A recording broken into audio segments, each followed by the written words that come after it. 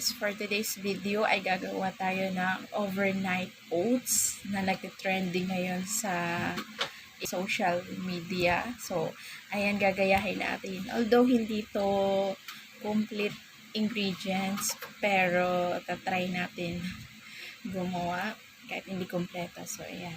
Meron ako dito mangga. May mangga, tsaka apple. Ayan. Magkaibang flavor yung gagawin natin para tatry natin. And meron ako dito chia seeds and rolled oats. Ayan.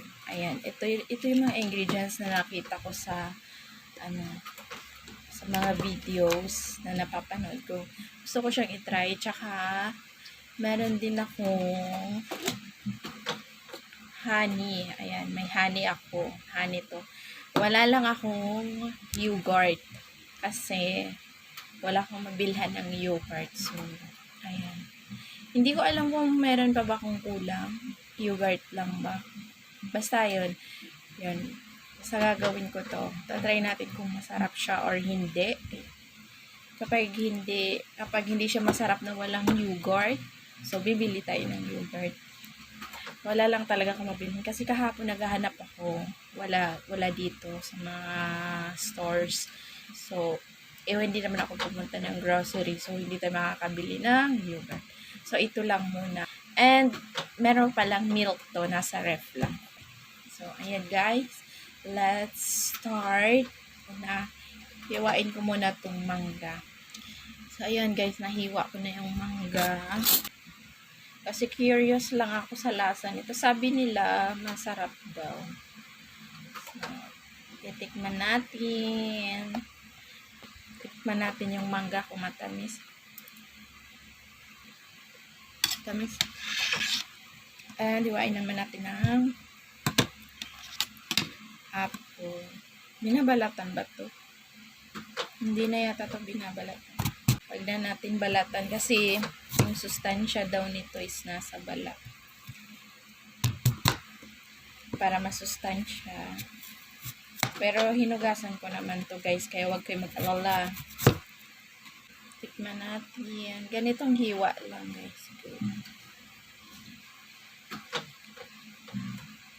Matamis.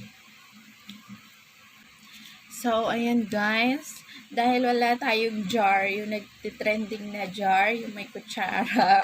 Ayan, ito lang muna. Kasi titikman ko lang siya kung masarap ba siya na walang yogurt. Ulit. So, ayan. And, ayan. Meron ako dito rolled oats. Ayan. Sabi nila, 2 tablespoon. Ayan. Sa 2.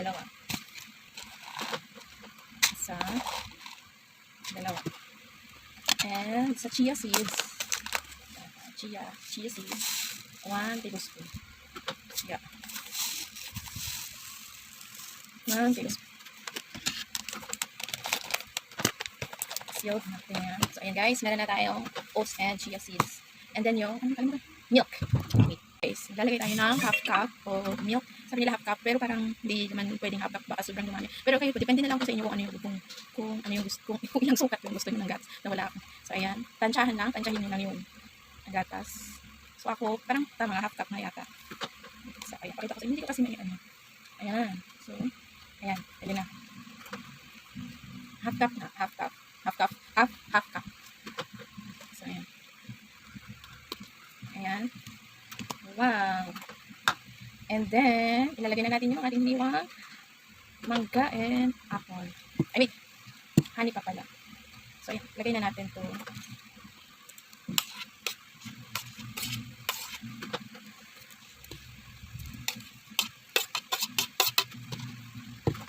So, ito na yung itsura niya guys. Kita niyo ba? Ayan. Yan yung itsura niya. Ayan. And then, lalagay tayo ng honey. Lalagay tayo ng 1 tablespoon na honey. Oops. Parang ang sarap na mga yung sides.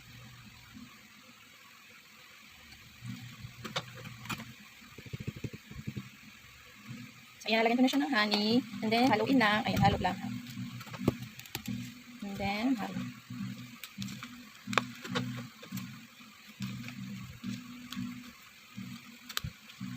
So, that's it. Meron na tayong overnight oats in a jar. Kahit hindi jar. Ito yung jar. So, ayan guys. Ito yung mangga.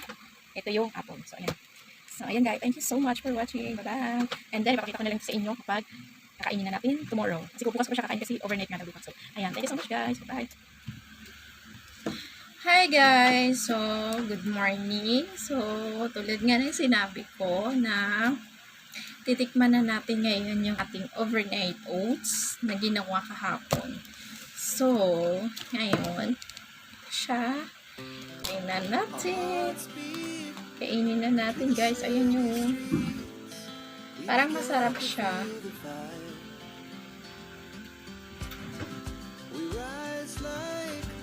Ang sarap. Ang sarap niya guys. Pero hindi ko alam kung mas masarap siguro kapag meron talaga siyang yogurt.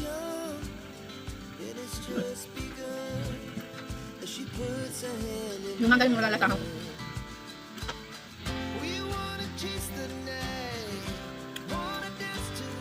Kaya sa mga nagda-diet dyan, pwede ito guys. Pwede ito sa inyo.